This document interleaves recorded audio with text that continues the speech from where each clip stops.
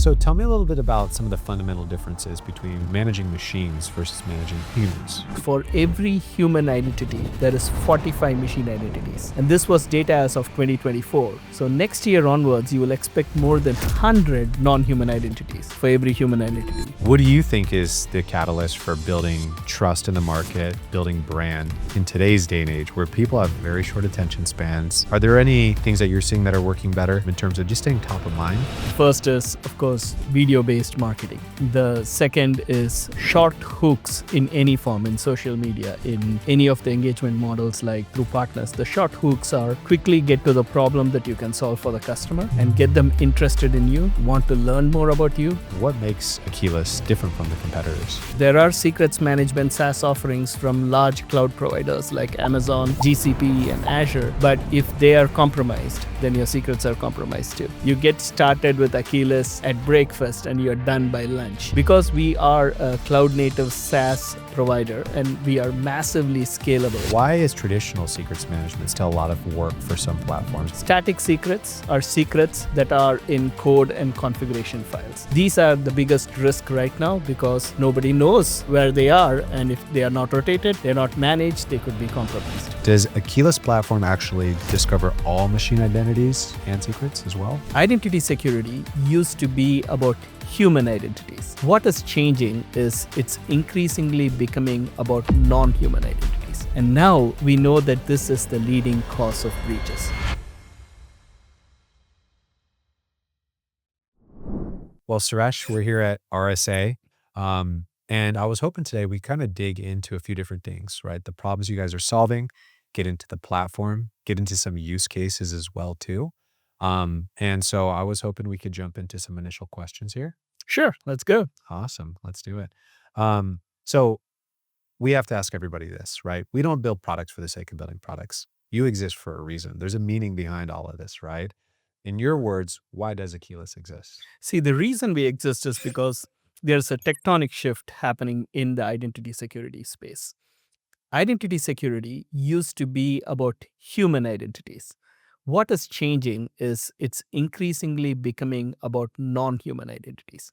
And when I say non-human identities, it refers to machines and workload identities like automated processes, microservices, microfunctions, service accounts. Now, this by itself is not a problem. The rise of the machines is, for humanity, a good thing. The adoption of AI is a good thing. The problem is, with the rise of these machine identities, so does the secrets like certificates, credentials, and keys that they use to securely communicate with each other. And now we know that this is the leading cause of breaches. So our purpose of existence at the end of the day is to make sure we prevent those breaches.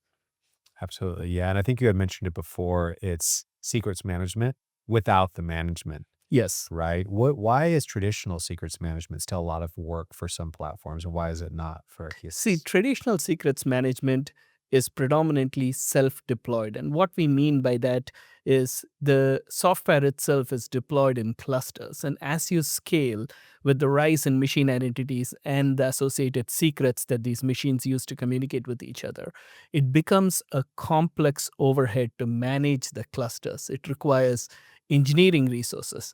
The costs go up significantly. It requires people to spend time to make sure that the clusters are deployed properly. And if you have to scale to multiple regions, it becomes a bit of a nightmare to manage. And when I say secrets management without the management, we take that overhead on ourselves as a SaaS provider, but with innovations that allow you to have complete control of your secrets. We allow you to focus on what matters, which is the management of secrets itself, and not the underlying infrastructure. Hmm. Yeah, I feel like there's both an onboarding time that people are used to with almost any security solution that they kind of lament being like, oh, this is going to be a lot of work. You have a really good analogy though. When people are ramping up with Akeyless, what is that marketing term that So you the, use? the analogy that we use is you get started with Akeyless at breakfast and you're done by lunch. Because we are a cloud native SaaS provider and we are massively scalable, Deployment of our secrets management offering is not as complex as a self-deployed secrets management solution. We can scale almost instantaneously, but at the same time, we allow you control over your secrets. What we mean by that is we have a patented technology called distributed fragment cryptography, where a part of the encryption key to control of the secrets is always in the customer's control, which means that they are the only ones who can access the secrets. Even the cloud provider, like us, the SaaS provider for your secrets management, cannot access it. So you get the best of both worlds. You have the SaaS offering that has the massive scalability, out of the box availability, ease of use, lower cost, but at the same time, you have control over your secrets. Yeah, and you used a term right there that almost is an encryption in itself. What was that long term that you used a second ago? It's called distributed fragment cryptography.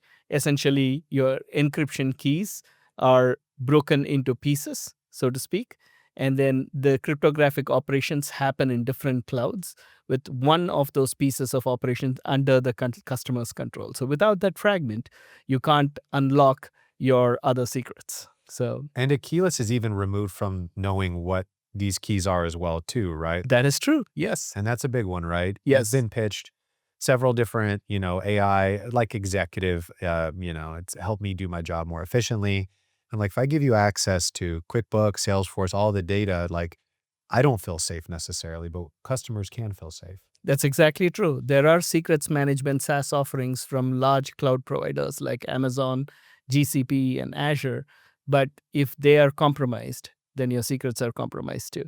So in our case, the customer is always in control of the secrets while you get the benefits of SaaS. That's beautiful. Yeah, and now if you're a mid-size, small, or enterprise, you have the full spectrum. Is there a particular size company that's a good size fit? So we are mostly for companies that have multi-cloud. So if you're a single cloud vendor, you're better off using a single cloud provider secrets management. Where we come in handy is we are built for multi-cloud and hybrid multi-cloud. What we mean by that is if you have multiple cloud providers who are already catering to your environment, and you also have on-premise self-deployed solutions, and you want to manage the secrets and machine entities across all these environments, then we come extremely handy because the complexity of managing multiple secrets management tools and machine entity management tools is an overhead in itself, and you need multiple products for you to do that. So ideally, we are suited for enterprises, large enterprises that have multi-cloud and hybrid cloud needs. And are there any verticals or industries that stand out where there's a really good fit or a really big need for what you guys are offering at There are Akeyless? four key verticals that we have found to adopt secrets management early, and they also help us and give us feedback on how to improve our products for their needs as well, and we've been working towards it. The first is banking and financial institutions. The second is retail. The third is technology, the software and tech that they are early adopters of new technologies that require machine entities as well. And the last piece is healthcare and pharma. Those are usually the big verticals that are ideally suited for secrets management. But we have seen adoption across pretty much every vertical. So when you come to an event like RSA, like we're at this week, you have buyers representing several verticals here too. Have you seen much success in going to some of those, like a HIPAA event or a, HIMSS event, one of these larger healthcare specific verticals? Are you guys taking that approach today? We are taking just simply as a function of the fact that we are a product that caters to multiple verticals. We haven't specifically focused on a vertical specific marketing approach. But needless to say, it's just a function of time. As we see more adoption in a particular vertical, we may be better off focusing on that particular vertical and doing marketing. But as it stands today, we believe that given the breadth of our adoption is across all of these verticals, I would focus on a horizontal approach to marketing. Well, yeah, like I think one thing that people really want to know is with someone with, the experience and the background that you have, even coming to work with the Keyless, right? It's because you believe that there is something powerful and special being built here, right? Mm. Now, from the client's perspective, after they've come and worked with you and you've had the time to talk to them, what would you say are the top three reasons why they chose to work with Akeyless? The three reasons why they chose Akeyless is, let me start with the first one. The first reason is we are easier to use, manage, and deploy than other products in the market today. The other products are either self deployed or they're built for a particular large cloud service provider. We are hybrid, multi cloud native SaaS with out of the box availability and scalability. This makes us one of the easiest product to deploy and use. And if you look at all these third-party reviews like G2, you will find that that's one of the things that our customers are extremely happy about in terms of using the product itself. The second reason why they chose us is they don't have to use as many products to manage the entire life cycle of secrets and non-human identities. Akeyless is a unified platform that helps you manage secrets and non-human identities right from discovery through management and protection and ensuring safe and secure access when machines communicate with each other. In if not for Akeyless, there are multiple products that is actually needed to make that happen. The third reason is we provide a practical and scalable path to secretless machine authentication. What we mean by that is one of the ways to secure your secrets is to reduce the use of secrets.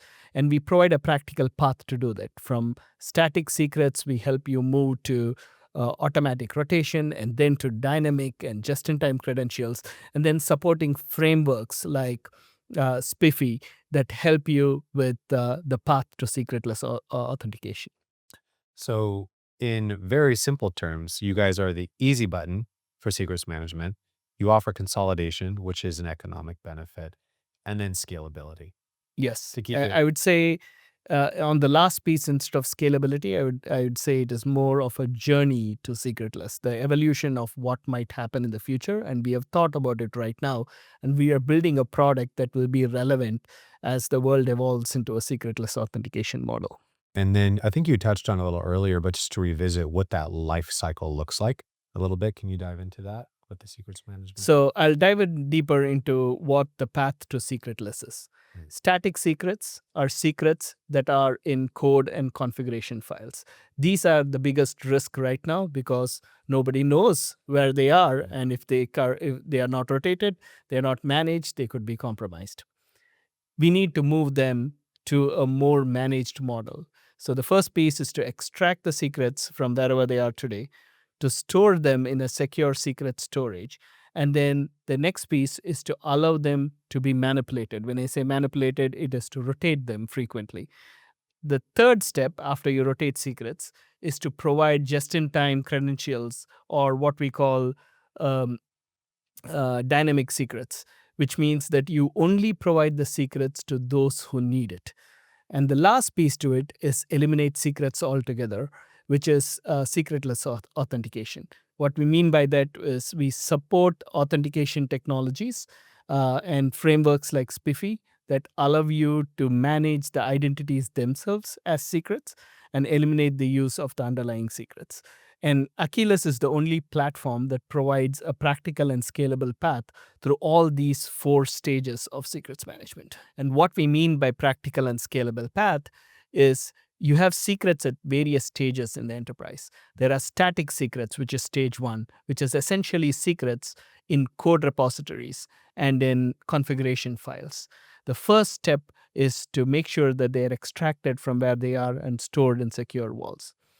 The second step is automatic rotation. These secrets should not be static. So we provide technologies that allow you to rotate those secrets at a set frequency in an automated way. The third step is what we call zero standing privileges, which means secrets and identities are generated dynamically, and these just in time secrets are made available to only those entities who need to use those secrets to access the applications. And finally, we support frameworks like Spiffy as well as JSON Web Tokens to put you on a path for secure machine authentication. And Akeyless is proud to say that we are the only platform today that can take you on this journey, irrespective of which stage you are in your maturity of secrets management. So tell me a little bit about some of the fundamental differences between managing machines versus managing humans.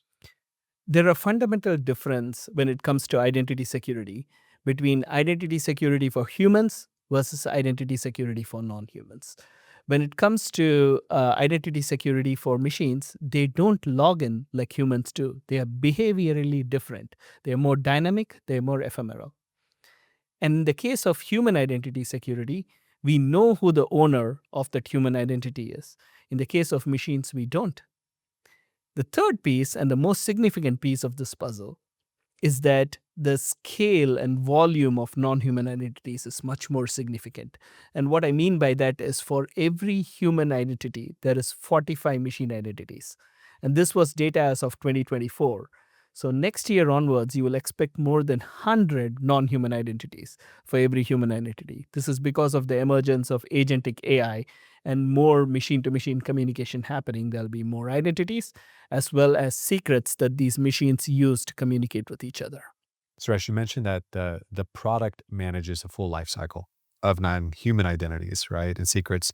Does Akeyless platform actually discover all machine identities and secrets as well? So basically, if you think about managing a full life cycle of non-human identities, it starts with discovery, which is knowing where your secrets and machine identities are. Then it moves into management of those identities, protection and security of these identities, and then ensuring that they are used appropriately for secure machine to machine communication. Akeyless is an unified platform that does all of these capabilities. Today, in the market, you need multiple products across different aspects of those lifecycle management. The problem that we are solving is you do not need multiple products to solve the problem. We, as one unified platform, can take you all the way from discovery through management, protection, and secure access. Well, softball question here, but a really important one, which is what makes Akeyless different from the competitors? So, who are the competitors of Akeyless? Um, when customers come to us, they typically are evaluating other products. These products fall into three categories. The first is they have their human identity security vendor claiming that they can also cater to the needs of non human identities. But in reality, because of the behavior, the scope, the volume of non human identities, it is almost impossible for technologies built for human identity security to be able to cater to the space. The second set of competitors that we run into is cloud service providers. Cloud service providers have their own secrets management offerings, but they are native to their own platform, which means that if you're multi-cloud or if you have on-premise deployments, you cannot use their products and technologies. So given that we are SaaS-based but multi-cloud as well as hybrid, most of our customers come to us. The third is self-deployed vaults. Self-deployed vaults are expensive to manage and maintain and extremely hard to scale. And primarily for the purposes of reducing costs, they come to us. These are the three most common competitors that we run into when customers come to us to evaluate Akeyless. And I think that makes sense. I mean, we aren't exactly clear in terms of where the economy is going. We've seen, a lot of companies starting to tighten up budgets. How are they able to kind of rest assured, even if they're kind of leaning out with some of their security investments, that Aquila still is going to be able to support them in a diverse way where maybe they had a really robust technology stack before? See, when it comes to self deployed vaults, the complexity of managing the clusters on which the vault runs requires engineering resources, it requires dev resources, and when you have to scale, it requires site reliability engineers. Just the amount of hours and time it takes for technical resources to manage the deployment as well as scaling of that infrastructure is extremely costly, especially in an environment like that we are in right now, which is which warrants saving costs where you can without compromising security. That's where Akeyless comes in. It helps you reduce cost, it helps you scale fast, it helps you protect your secrets and your machine identities. That was really good. I like that one. Thank you for answering that follow up. Share a little bit about your marketing background in particular. Oh, my background in marketing was when I started my career at Microsoft in product management. And then over the course of my career, I went into marketing and started working on product marketing initially. And after product marketing, it became a broader role and scope that emerged into field marketing and then into a broader role that became a CMO role. So that's how I started into marketing. That doesn't sound like the traditional trajectory going from product to field to CMO. There must have been something that happened along the way that really So generally catapulted you. speaking, the reason um, when you're in product, you see what are the things you could do better from a marketing perspective because you understand the technical nuances and the differences in the product itself. So you can bring the experience of the product knowledge into marketing, which allows you to differentiate as well. And marketing was quite by accident. I went in there, it started climbing the chain, and before I knew it, I was doing the CMO job. So And what company were you CMO at? I was CMO at Intuitive. I was divisional CMO at Palo Alto Networks. I was CMO at Single Store and now at Akeyless Security.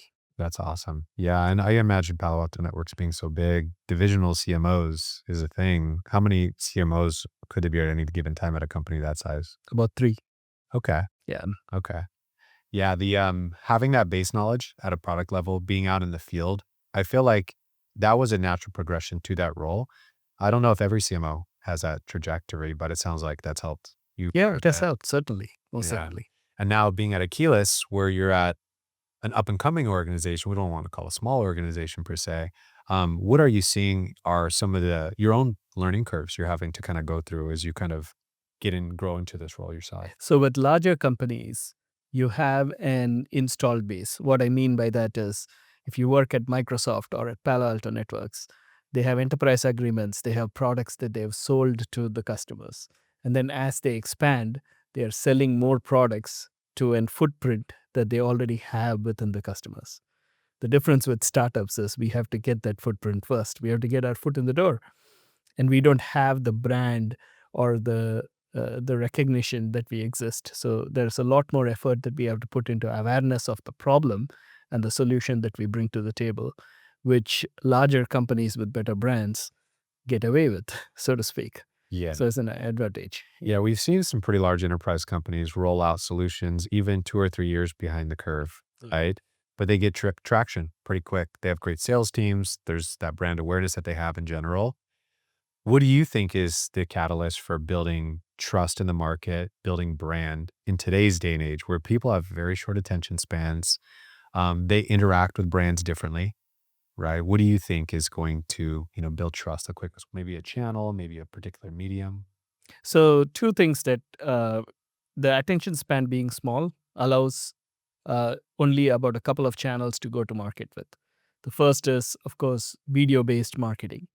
The second is short hooks in any form, in social media, in any of the engagement models like through partners. The short hooks are quickly get to the problem that you can solve for the customer and get them interested in you, want to learn more about you, bring them to the website. And once you bring them to the website, provide them with a wealth of information that they can use to understand and learn the product and take their own path towards choosing how they want to engage with you.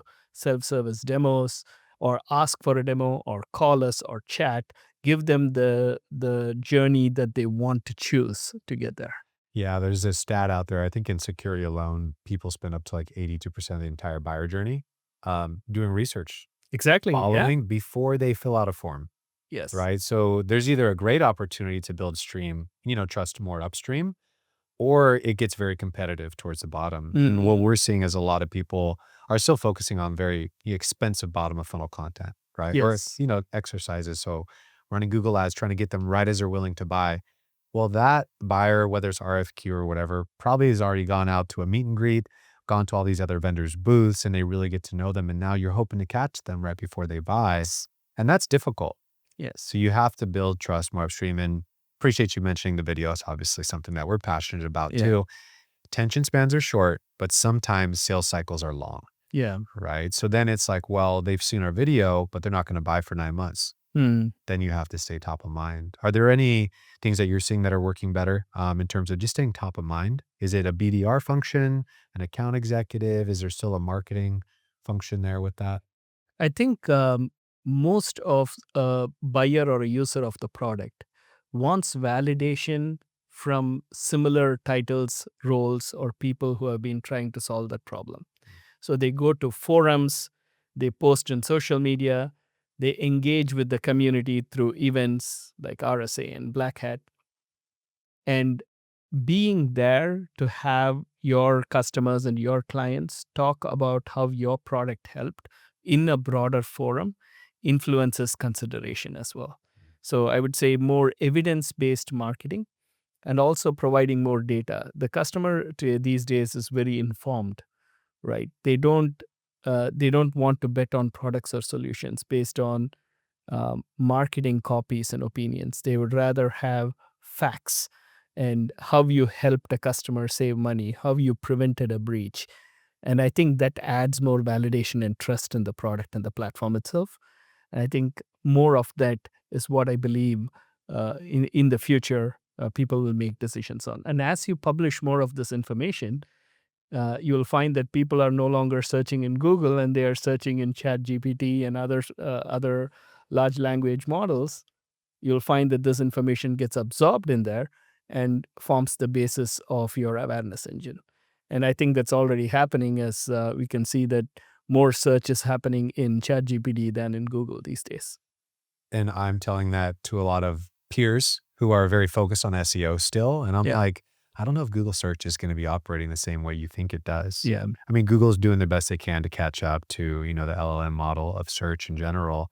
But that's a good point. Yeah. And it's very validating when someone reaches out to you and say, hey, I found you guys on ChatGPT. It's like, Mm. cool, we're doing something right. And I know they've used Bing to index vendors and such. So being able to like optimize your video for Bing search and stuff is really important along the way too. Yep. But that's huge. Yeah, top of mind is very important. And like you said, have this specific persona on your team that represents the external persona, the customer. Yes. If it's a very technical topic, have an expert from your team. Maybe they don't have the salesmanship the next Mhm. guy in video can, but there's an audience that's hoping to talk to them and not the sales guy. Got it. And make it very one. And even these videos that we are recording like these, if there were a customer talking about Akeyless, there's more value in it than an executive. And that is why, hands down, if someone said you had one tool to use, it'd be video for marketing, but you have one type of video, it's always going to be a podcast. It's the Yeah. best pipeline builder. If you could get a prospect